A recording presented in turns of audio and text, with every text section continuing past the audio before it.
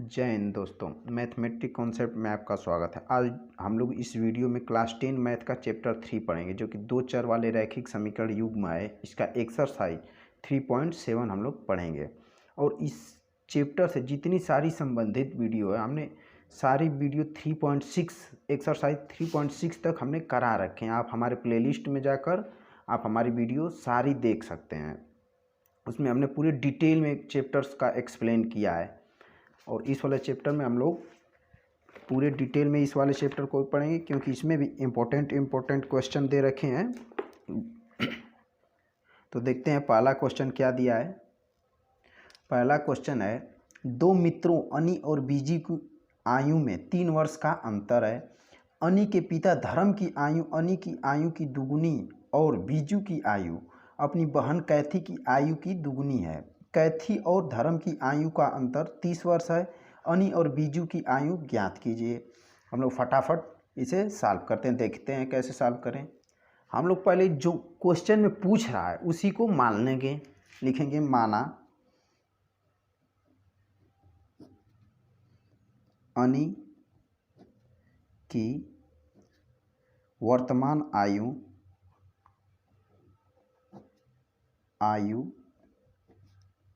1 वर्ष तथा बीजू की वर्तमान आयु y वर्ष मान लेते हैं। आगे लिखेंगे प्रश्नानुसार। अब देखते हैं प्रश्न में क्या कह रहा है। कह रहा है अनी के पिता धर्म की आयु अनी की आयु की दुगनी। जो अनी के पिता हैं धर्म, तो धर्म की आयु कितनी हो जाएगी? धर्म की आयु कह रहा है कि जो अनी का के पिता हैं धर्म की आयु के दुगनी आयु के हैं, तो कितना हो जाएगा? 2x। आगे क्वेश्चन में बोल रहा है और बीजू की आयु अपनी बहन कैथी की आयु की दोगुनी है। कह रहा है कि बीजू की आयु जो है कैथी की आयु की दोगुनी है, तो लिखेंगे कैथी की आयु। अब देखते हैं कैथी की आयु कितनी हो जाएगी। जो ये है दोगुना है कैथी की आयु का बीजू का आयु, तो हम क्या करेंगे, अगर इसमें 2 से भाग देंगे तो कैथी की आयु आ जाएगी, क्योंकि इसका जो है ये दोगुना है। कैथी की आयु बीजू की आयु का दोगुना है, तो इसका मतलब कि इसके आयु का से अगर भाग देंगे 2 से तो इसकी आयु आ जाएगी। अब देखते हैं आगे क्वेश्चन में क्या कह रहा है। अब तो प्रश्नानुसार हो गया। अब प्रथम शर्त में कह रहा है दोनों मित्रों अनी और बीजी की आयु में 3 वर्ष का अंतर है, तो लिखेंगे प्रथम शर्तानुसार।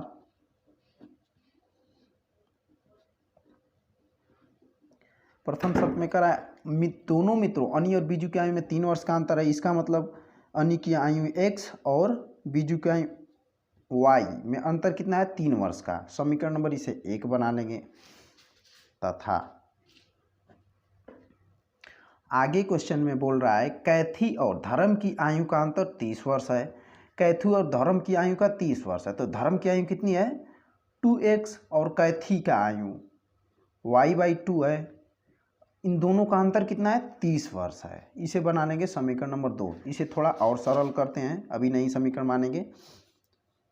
दोनों का एलसीएम कितना हो जाएगा? 2 2 दूना के 4 माइनस y इक्वल टू 30 बटे के 1 मान लेंगे, तिर्यक गुणा 4x minus y equal to 30 दूनी के 60। समीकरण नंबर इसे बना लेंगे 2। ये समीकरण नंबर 2 हो जाएगा। अब क्या करना है हमें? समीकरण नंबर 1 तथा 2 को सॉल्व करके हमें x y का मान ज्ञात कर लेना है। हम देख रहे हैं कि दोनों समीकरण में y का गुणांक जो है आपस में बराबर है, तो हम लोग सिंपल सा विलोपन विधि लगाकर सॉल्व करते हैं।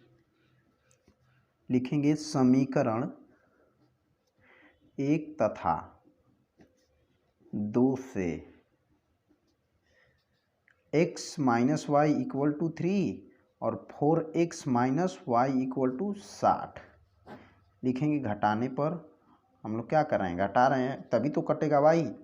यहाँ माइनस है तो प्लस, यहाँ पर घटाते वक्त चिन्ह बदल जाती है, ये आपको विशेष ध्यान देना है। और यहाँ पर कितना हो जाएगा? माइनस, यहाँ पर प्लस है तो माइनस। घटाते हैं फटाफट, ये पूरा कटेगा, बचेगा कितना यहाँ पर? 3x माइनस 3x बराबर, यहाँ पर कितना बचेगा, घटाइए, 57 हो जाएगा, -57 होगा, माइनस से माइनस कट जाएगा, x का मान निकालेंगे, क्या आया था 3x बराबर 57, तो x बराबर 3 एकम 3, 3 नवा 27, x का मान कितना आ गया 19, लिखेंगे x का मान समीकरण 1 में रखने पर, समीकरण 1 में x का मान रख देते हैं, समीकरण 1 क्या था x माइनस वाई, तो 19 माइनस वाई इक्वल टू 3, तो y बराबर माइनस वाई बराबर 3 माइनस 19, इधर धनात्मक है पक्षांतर होगा तो ऋणात्मक हो जाएगा, तो y इक्वल टू, माइनस को रहने दीजिए,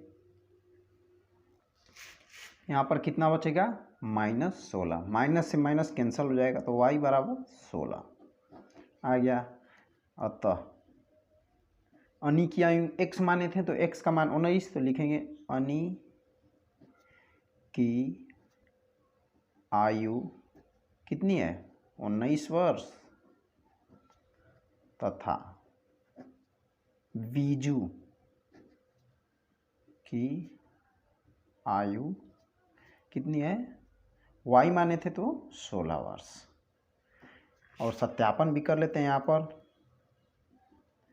कह रहा था कि दोनों की आयु का अंतर कितना है 3 वर्ष, तो 19 माइनस 16 बराबर 3 वर्ष, सत्यापन होगा, यही क्या हो जाएगा आपका आंसर हो जाएगा। सेकेंड क्वेश्चन देखते हैं। एक मित्र दूसरे से कहता है कि यदि मुझे 100 दे दो तो मैं आपसे 2 गुना धनी बन जाऊंगा। दूसरा उत्तर देता है यदि आप मुझे 10 दे दो तो मैं आपसे 6 गुना धनी बन जाऊंगा। बताइए कि उनकी क्रमशः क्या संपत्तियां हैं।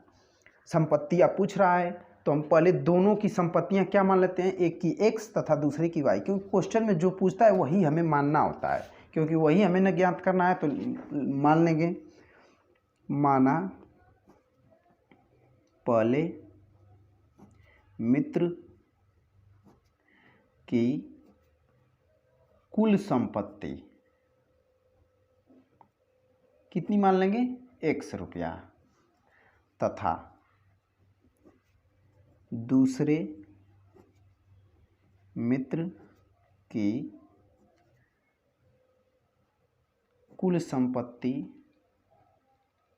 y रुपया मान लेते हैं। अब आगे देखते हैं प्रश्नानुसार क्या कर रहा है।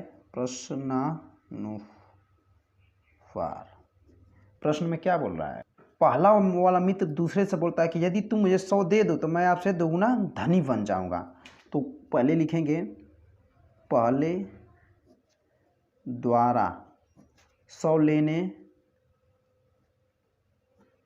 पर संपत्ति, कुल संपत्ति तो x है और 100 अधिक 100 रुपया और ले रहा है तो कितना हो जाएगा x प्लस 100, ठीक है,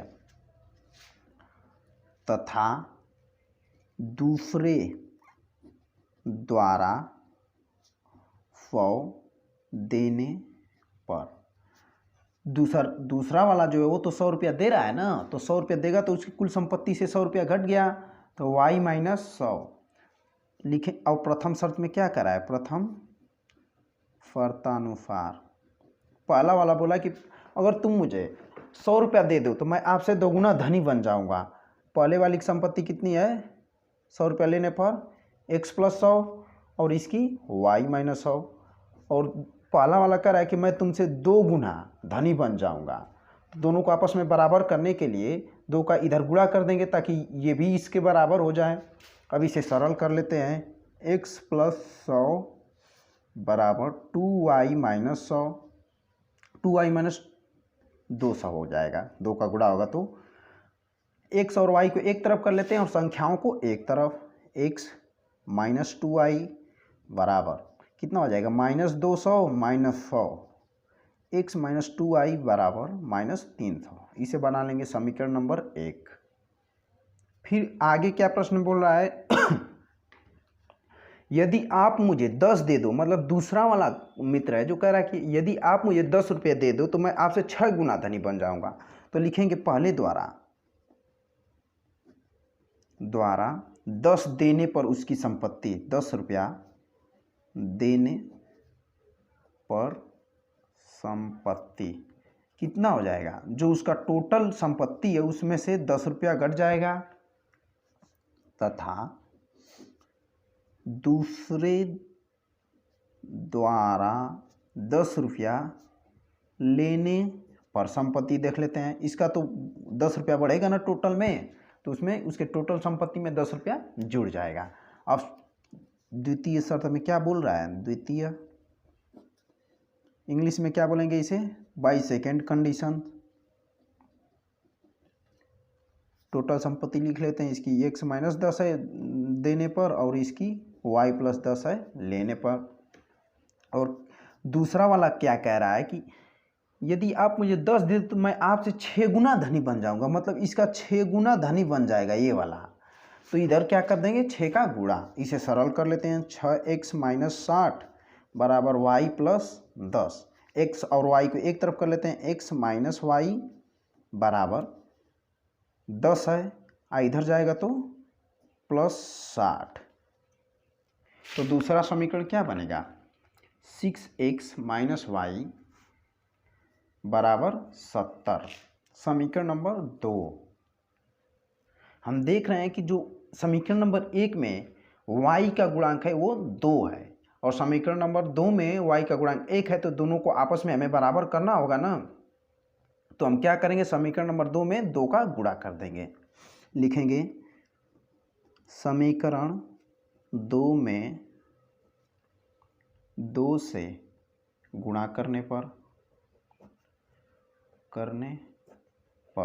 हम ये भी कर सकते थे कि x का गुणांक देख सकते थे, क्योंकि समीकरण नंबर 2 में x का गुणांक 6 है और समीकरण नंबर 1 में x का गुणांक 1 है।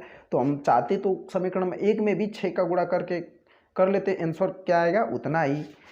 जो आसान, जितनी छोटी संख्या लोगे गणना करने में उतना ही आसानी होगी, इसीलिए हमने 2 से गुणा किया। तो कितना हो जाएगा, इसमें गुणा करेंगे समीकरण नंबर 2 में 2 का, तो 12x माइनस 2y बराबर 7 दूने के 14, 140 हो जाएगा समीकरण नंबर। इसे बना लेंगे 3। अब लिखेंगे समीकरण जो एक था 1 तथा 3 से, समीकरण 1 तथा 3 से, हमारी राइटिंग थोड़ी खराब है, आप लोग मैनेज कर लीजिएगा। और समीकरण नंबर 1 क्या था, x माइनस 2y बराबर माइनस 300, और समीकरण नंबर 3 हमारा बना है 12x माइनस 2y बराबर एक प्लस 140 है, 140। दोनों के हम क्या कर लेते हैं, घटा लेते हैं, तभी तो y कटेगा ना। लिखेंगे घटाने पर, इसे विलोपन विधि बोलते हैं। हम लोगों ने कई सारी विधियाँ सीखा, विलोपन, प्रतिस्थापन, सब्स्टिट्यूशन। तो आप लोग किसी भी एक मेथड का उपयोग करके x y का मान निकाल सकते हैं। यहाँ पर माइनस है तो प्लस हो जाएगा, यहाँ पर प्लस है तो माइनस, इसके सामने प्लस है तो माइनस। घटाते समय चिन्ह परिवर्तित कर लेते हैं, इससे ये कट जाएगा। बचेगा कितना, माइनस 11x बराबर, इसमें घटकर दोनों तो जुड़ जाएंगे ना आपस में, तो 440 माइनस 440, 11 चौके 44, माइनस से माइनस कैंसिल हो जाएगा, कितना बचा 40। x का मान कितना आ गया 40। अब लिखेंगे, अब हमें y का मान निकालना है, तो x का मान किसी भी समीकरण में रख सकते हैं। x का मान समीकरण 1 में रखने पर, जो गणना में आसान होता है उसी में रखते हैं।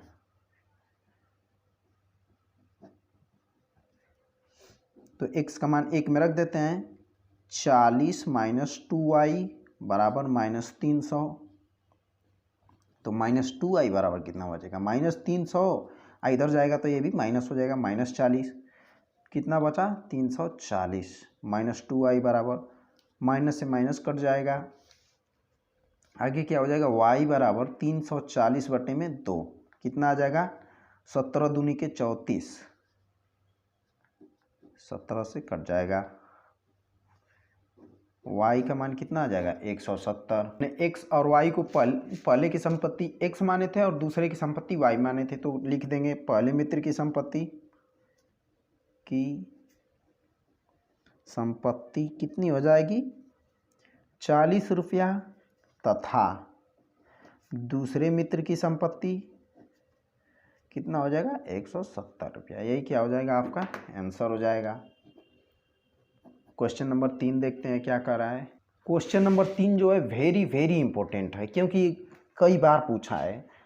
तो क्वेश्चन नंबर 3 क्या बोल रहा है, एक रेलगाड़ी कुछ दूरी समान चाल से तय करती है। यदि रेलगाड़ी 10 किमी प्रति घंटा अधिक तेज, आगे क्या बोल रहा है, 10 किमी प्रति घंटा तेज चलती है तो उसे नियत समय से 2 घंटे कम लगते हैं। यदि 10 किमी प्रति घंटा धीमी चलती है तो उसे नियत समय से 3 घंटे अधिक लगते हैं। रेलगाड़ी द्वारा तय की गई दूरी ज्ञात कीजिए। जो रेलगाड़ी है या धीमी चले या फिर तेज चले, दूरी तो सेम तय करेगी। जो दूरी है वो तो हमेशा बराबर ही ना होगी। तो पहले हम ट्रेन की स्पीड मान लेते हैं, माना। तीसरा क्वेश्चन है वेरी वेरी इंपॉर्टेंट है, आप लोग इसे तैयार कर लीजिएगा। माना ट्रेन की चाल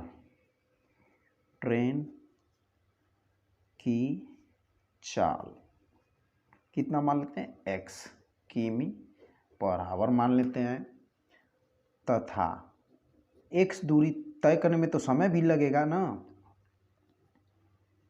और दूरी क्या मान लेते, तथा ट्रेन द्वारा, क्योंकि यही पूछ रहा है, द्वारा चली गई कुल दूरी कितना मान लेते हैं y किमी चलने में जो है समय भी तो लगेगा, तो समय को मान लेते हैं t फॉर टाइम। माना y किलोमीटर चलने में लगा समय, इसे t मान लेते हैं। और हम लोग जानते हैं, लिखेंगे वी नो दैट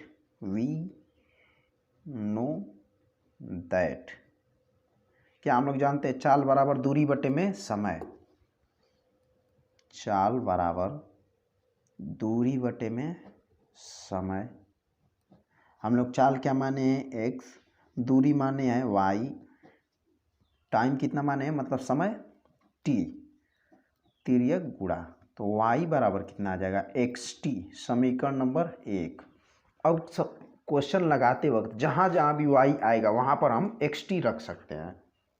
अब प्रथम शर्त में क्या बोल रहा है क्वेश्चन, कि यदि रेलगाड़ी 10 किमी प्रति घंटा अधिक तेज चलती है तो उसे नियत समय से 2 घंटे कम लगते हैं। यदि जो गाड़ी है, प्रथम शर्तानुसार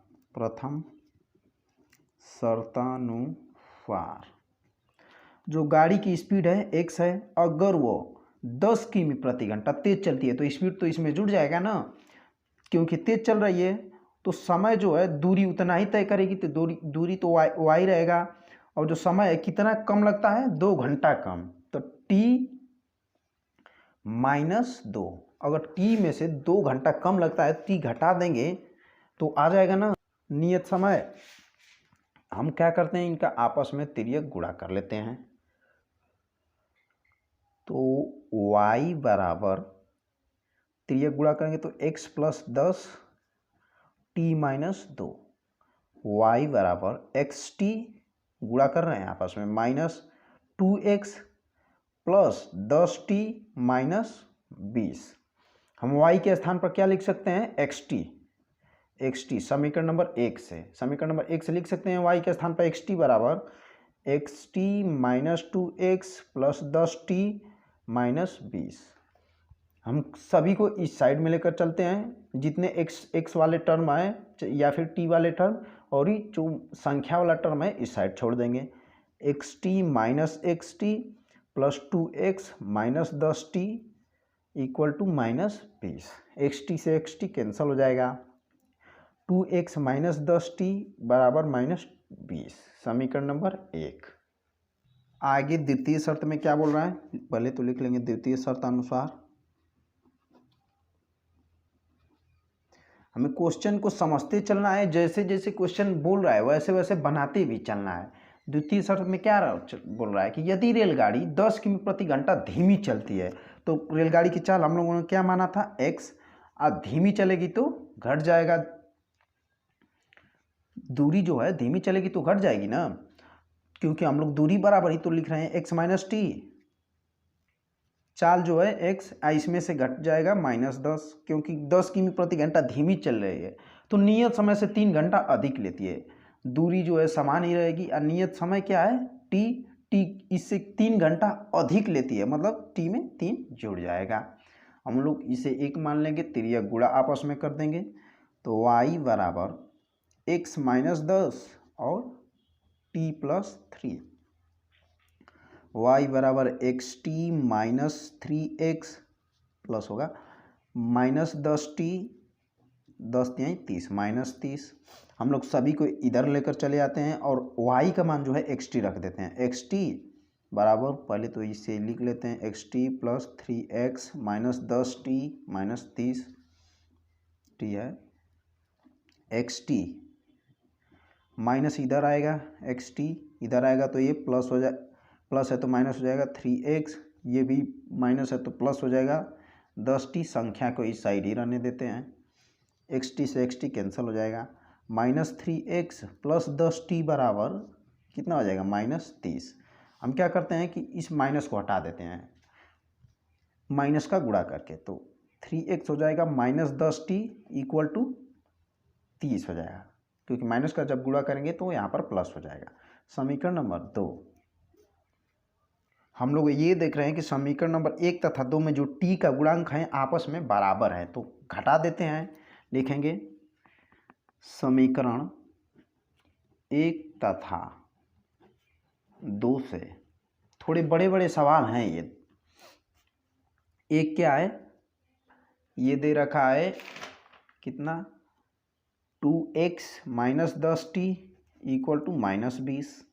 समीकरण नंबर 2, 3x माइनस 10t बराबर 30। समीकरण नंबर 2 है, दोनों को घटा रहे हैं तो चिन्ह क्या होगी, परिवर्तित हो जाएगा, यहाँ पर माइनस है तो प्लस हो जाएगा, यहाँ पर प्लस है तो माइनस, यहाँ पर प्लस है तो माइनस, आपस में क्या हो जाएंगे, कट जाएंगे प्लस माइनस से, ये बचेगा -x और ये वाला -50, माइनस माइनस कैंसिल, x का मान 50, x का मान समीकरण किसी भी समीकरण में 1 या फिर 2 में रख देते हैं, x का मान समीकरण 1 में रखने पर, समीकरण नंबर 1 में x का मान रखते हैं तो कितना आ जाएगा, 2 गुणते 50 बराबर -10t बराबर -20, -10t बराबर -20, 50 दूनी के 100, -100 हो जाएगा, -120 -10t बराबर 0 से 0 कैंसिल हो गया और माइनस से माइनस कैंसिल हो गया, तो t का मान कितना आ जाएगा, 12 घंटा।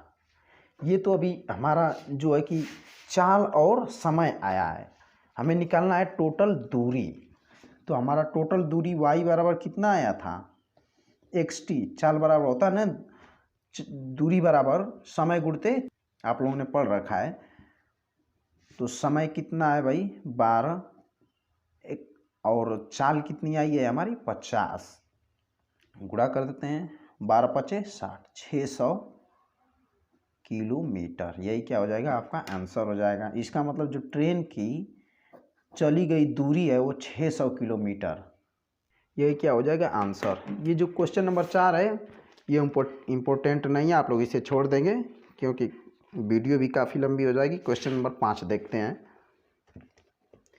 क्वेश्चन नंबर 5 है, एक त्रिभुज ABC में कोण C बराबर 3 कोण B बराबर 2 कोण A प्लस कोण B है, तो त्रिभुज के तीनों कोण ज्ञात कीजिए। फटाफट करते हैं इसे भी। 5वें वाले क्वेश्चन में जो दिया है उसे पहले लिख लेते हैं, क्या दिया है, सलूफन 5वें का दिया है, क्या दे रखा है, कोण C बराबर 3 कोण B बराबर 2 कोण A प्लस कोण B।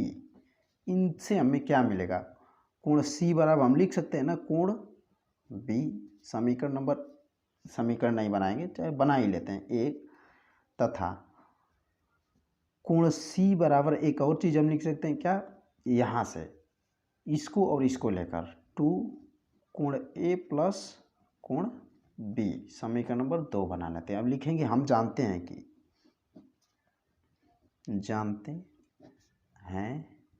क्या हम जानते हैं कि त्रिभुज के तीनों अंतःकोणों का योगफल 180 डिग्री होता है। इसका मतलब अगर कोई त्रिभुज है, इसके कोण दे रखे हैं ए बी सी, तो कोण ए प्लस कोण बी प्लस कोण सी का योगफल कितना होता है, 180 डिग्री होता है। हम इसे लिख सकते हैं ना कोण ए प्लस कोण बी बराबर 180 माइनस कोण सी, क्योंकि हम पहले ज्ञात करेंगे कोण सी, तो हम कोण ए प्लस कोण बी के स्थान पर कितना लिख सकते हैं, कोण ए 180 माइनस कोण सी। लिखेंगे समीकरण 2 से, समीकरण 2 से हमें क्या मिल रहा है, कोण सी बराबर 2 गुणते कोण ए प्लस कोण बी के स्थान पर क्या लिखेंगे, 180 माइनस कोण सी, 180 माइनस कोण सी, सरल कर लेते हैं। कोण सी बराबर 360 हो जाएगा, गुणा होगा तो ये कितना हो जाएगा -2 कोण सी, इधर लेकर चले जाते हैं, कोण सी प्लस 2 कोण सी इक्वल टू 360, तो 3 कोण सी बराबर 360 होगा, 360, तो कोण सी बराबर 360 बटे में 3 बराबर कितना आ जाएगा 120 डिग्री। इसका मतलब क्या है, कोण सी का मान कितना होगा 120 डिग्री। और कोण सी का मान अगर समीकरण नंबर 1 में हम रखते हैं, समीकरण नंबर 1 क्या है, ये इसमें रख दें तो हमें कोण बी का मान ज्ञात हो जाएगा। रखते हैं फटाफट, तो कोण सी बराबर समीकरण पहले लिख लेते हैं, समीकरण 1 से कोण सी क्या दे रखा है 120, जो कि आया है 3 कोण बी, पक्षांतर करके भाग दे लेते हैं, कोण बी बराबर 120 बट्टे के 3, 3 चौका 12, 40 डिग्री। कोण बी का मान कितना आ गया 40 डिग्री, तथा जो कोण सी का मान आया है और कोण बी का मान आया है, अगर इसे हम इस वाले समीकरण में रखते हैं या फिर इस वाले समीकरण में, तो हमें क्या मिल जाएगा, कोण ए का मान यहीं पर रख लेते हैं,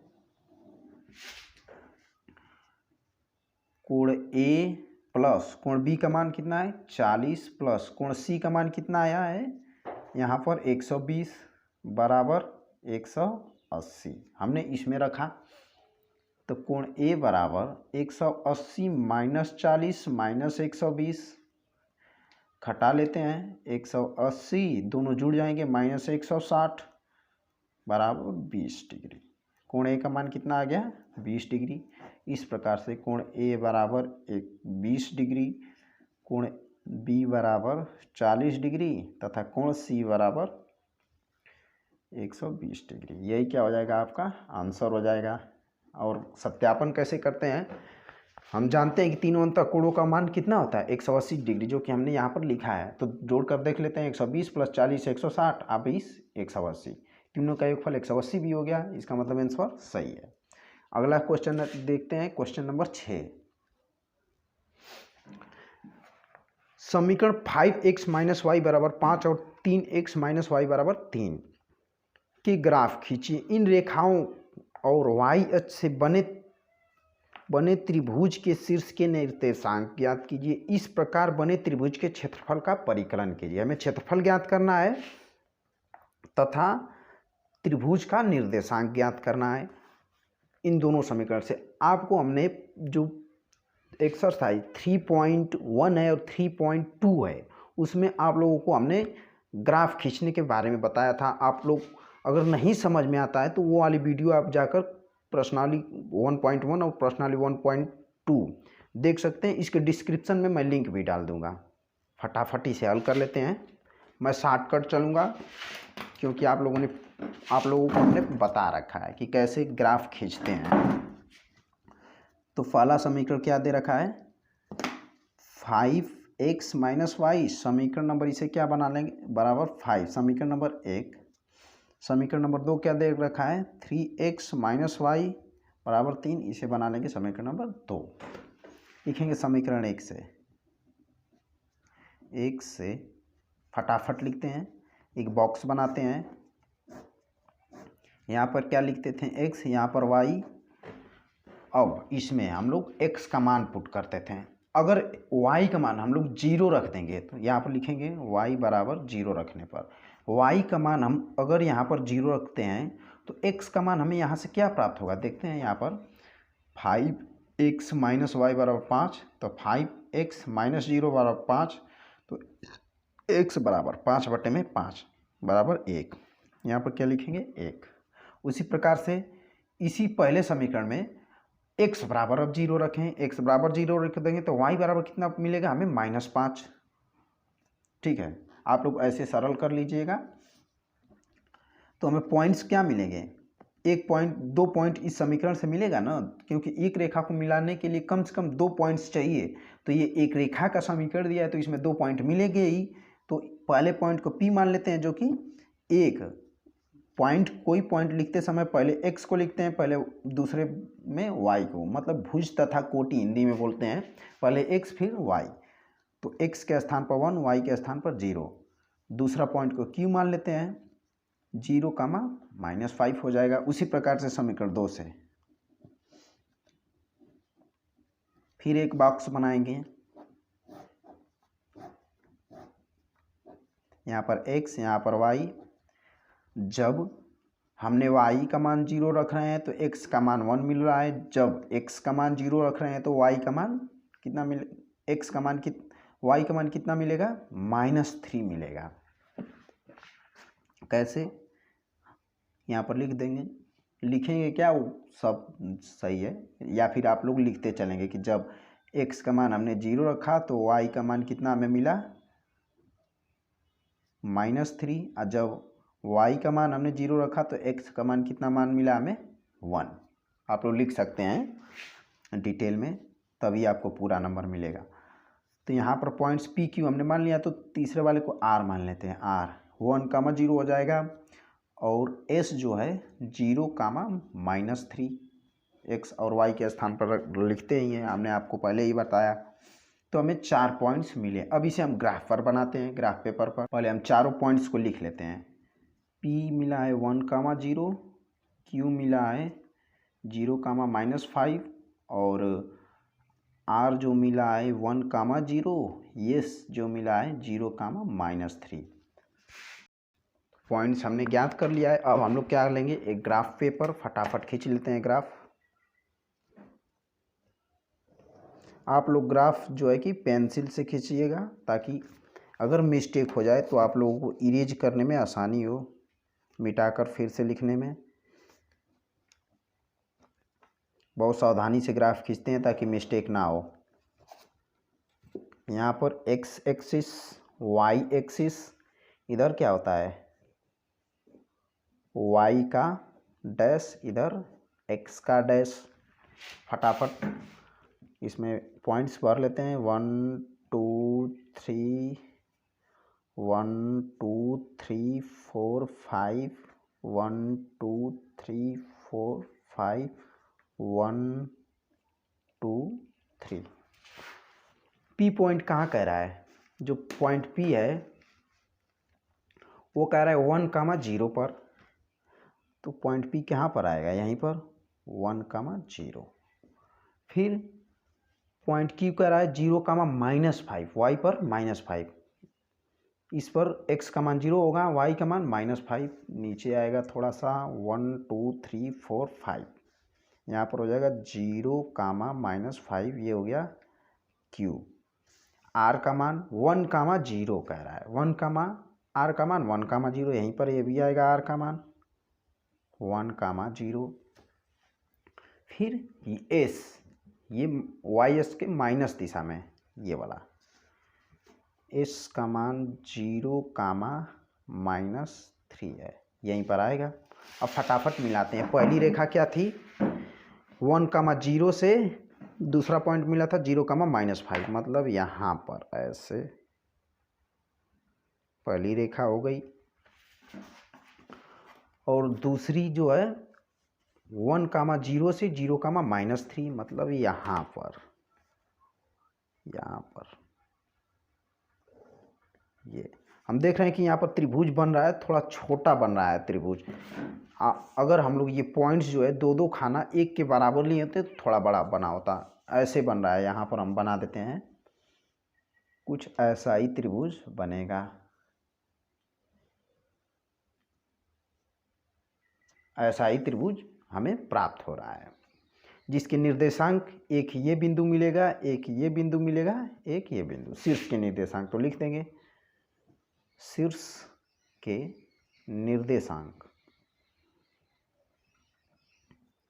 पहला जो है कि 1, 0, दूसरा 0, -3, तीसरा 0, -5, यही क्या हो जाएगा, आंसर हो जाएगा, जो कि पूछ रखा था।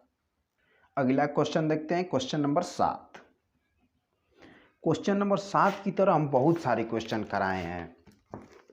देखिए, सिर्फ रैखिक समीकरण है, इसमें x और y का हमें मान निकाल लेना है फटाफट।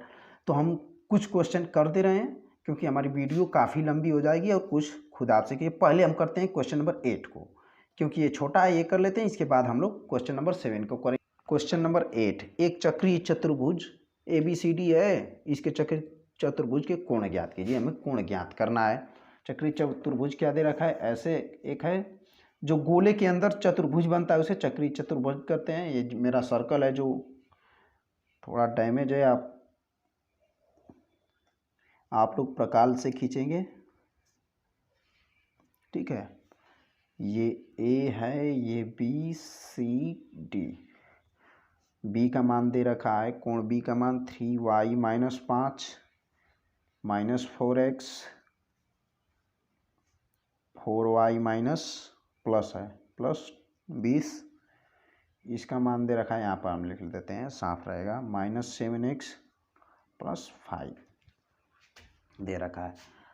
हम लोग जानते हैं कि जो चक्रीय चतुर्भुज होता है उसके आमने सामने की कोणों का योगफल कितना होता है, 180 डिग्री। तो लिखेंगे वी नो दैट हम जानते हैं कि चक्रीय चतुर्भुज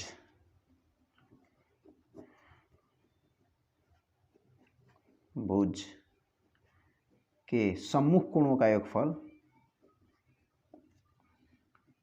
कोणों का योग 180 डिग्री होता है। जो चक्रीय चतुर्भुज होता है उसके सम्मुख कोणों का योगफल कितना होता है, 180 डिग्री।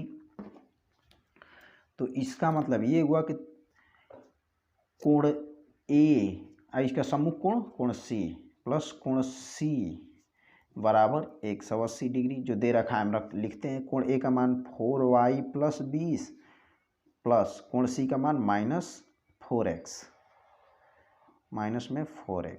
बराबर 180। सरल कर लेते हैं इसे, संख्या को एक तरफ तथा xy को एक तरफ। 4y - 4x बराबर 180 - 20, कितना बचेगा यहाँ पर, 160। 4y - 4x बराबर 160 बचा। समीकरण नंबर इसे 1 बना लेंगे। और उसी प्रकार तथा कोण B प्लस कोण D का योगफल कितना हो जाएगा, 180 डिग्री। कोण B प्लस कोण D बराबर 180। तो कोण B का मान क्या दे रखा है, 3y - 5, और कोण D का मान दे रखा है -7x + 5 = 180। इसे भी सरल कर लेते हैं। 3y - 7x बराबर 5 से 5 क्या हो जाएगा, नहीं ये कट जाएगा, ठीक है, बराबर 180। समीकरण नंबर 2।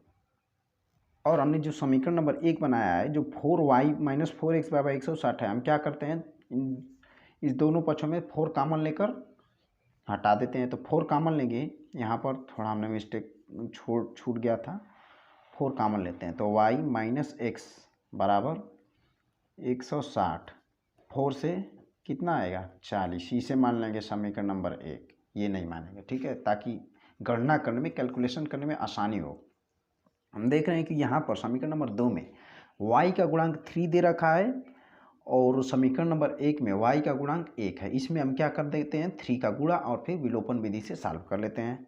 लिखेंगे, आप लोग ये गुणा जो हम कर रहे हैं, आप लोग प्रैक्टिस करेंगे तब समझ में आएगा कि हमें क्या करना है। जितना ही आप ज़्यादा से ज़्यादा प्रैक्टिस करेंगे, गणित आपके लिए उतना ही आसान हो जाएगी। और बोर्ड एग्ज़ाम तक आप लोग हर एक सवाल को प्रैक्टिस में रखिए, ताकि बोर्ड एग्ज़ाम के समय आपको ज़्यादा प्रेशर ना हो, ताकि क्योंकि और सारे सब्जेक्ट भी तो होते हैं, इंग्लिश होता है, हिंदी होता है, विज्ञान होते हैं, सभी सब्जेक्ट्स को पढ़ना है हमें। तो लिखेंगे समीकरण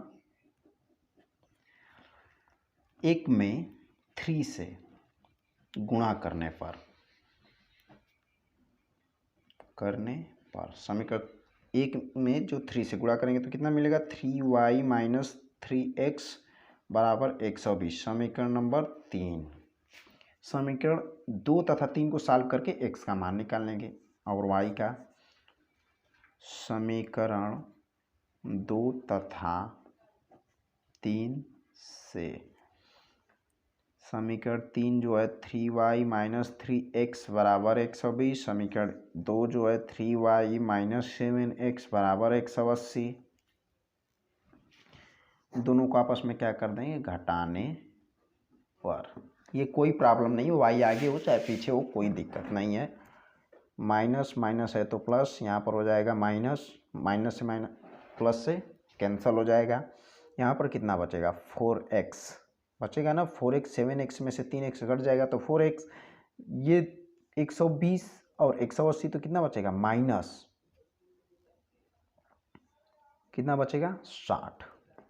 तो x बराबर 4 एकम 4, 4 पचे 20, x का मान माइनस 15 डिग्री 15 आया। और इसी x का मान समीकरण नंबर 2 में हम लोग या फिर 1 में रख के निकाल लेंगे y का मान। तो समीकरण नंबर 1 क्या है, y माइनस एक्स बराबर 120 था ना। इसमें हम x का मान माइनस 15 रख देते हैं, मिस्टेक हो गया, y माइनस का 15 बराबर 120। तो y प्लस 15 हो जाएगा बराबर 120। तो y बराबर 120 माइनस 15, y का मान हमारा जो समीकरण 1 है y माइनस एक्स बराबर 40 है, हमने मिस्टेक से 120 लिख दिया है। y माइनस एक्स बराबर 40, आप लोग सुधार कर लीजिएगा। 40 हो जाएगा, 40 तो यहाँ पर 40 माइनस 15 तो कितना बचेगा 25। y का मान क्या आ गया 25। अब देखते हैं कि कोण A है, कोण A को कितना लिखा था क्वेश्चन में, 4y प्लस 20। हम लोगों ने 4y का मान कितना है निकाले, 25 प्लस 20, 25 चौका 100 प्लस 20 बराबर 120। हमने कोण A को कितना निकाला 120 डिग्री। उसी प्रकार से कोण B का मान कितना है 3y माइनस 5, 3 गुणते 25 माइनस 5 बराबर 75 में से 5 घटेगा तो कितना आएगा 70। कोण B का मान कितना आ जाएगा 70 डिग्री। उसी प्रकार कोण C भी निकालेंगे। कोण C का मान बुक में कितना दे रखा है प्रश्न में, -4x। तो कोण C बराबर -4x का मान कितना आया था हमारा 15, वो भी कितना -15 में, माइनस से माइनस कट जाएगा, मतलब कि माइनस में माइनस गुणा हो तो प्लस होगा, तो हमने काट दिया। 15 चौका 60, कोण C का मान कितना आ जाएगा 60 डिग्री। उसी प्रकार से कोण D जो दे रखा था 7x प्लस 5, 7x का मान 15 माइनस प्लस 5, 15 पाँचे 75 प्लस 5 बराबर 80। कोण D का मान कितना आ जाएगा 80 डिग्री। यही क्या हो जाएगा आपका आंसर हो जाएगा। कोण A बराबर क्रम से लिख लेंगे। आंसर लिखते समय 120, कोण बी बराबर कितना आया था 70, कोण सी बराबर 60, कोण डी बराबर 80। यही सारे हो जाएंगे आपके आंसर। तो आज के लिए बस इतना ही, मिलेंगे इसके नेक्स्ट पार्ट में। नेक्स्ट पार्ट में हम लोग 7वां नंबर क्वेश्चन करेंगे, ये वाला क्वेश्चन 7वां नंबर हम लोग इसके नेक्स्ट पार्ट में करेंगे, नहीं तो वीडियो हमारी काफ़ी लंबी हो जाएगी। तब तक के लिए जय हिंद। अगर आपको वीडियो पसंद आ रही है तो वीडियो को लाइक करें, दोस्तों के साथ शेयर करें तथा चैनल को हमारे सब्सक्राइब कर लें। और सारे वीडियो के लिए यहाँ पर आपका मैथ का जो सिलेबस है पूरा कंप्लीट कराया जाएगा, तो आप हमारे चैनल पर बने रहिए। और तथा हम जो परीक्षा है उससे 1 महीने पहले सारे पेपर जो हैं 10 साल के पेपर, हम सारे पेपर को पूरा डिटेल में सॉल्व कराएंगे, जिससे कि आपका जो बोर्ड का एग्ज़ाम है हम पूरी तैयारी करा देंगे यहीं पर चैनल पर ही। आपको कहीं भी एक्स्ट्रा कोचिंग वगैरह की ज़रूरत नहीं है। धन्यवाद।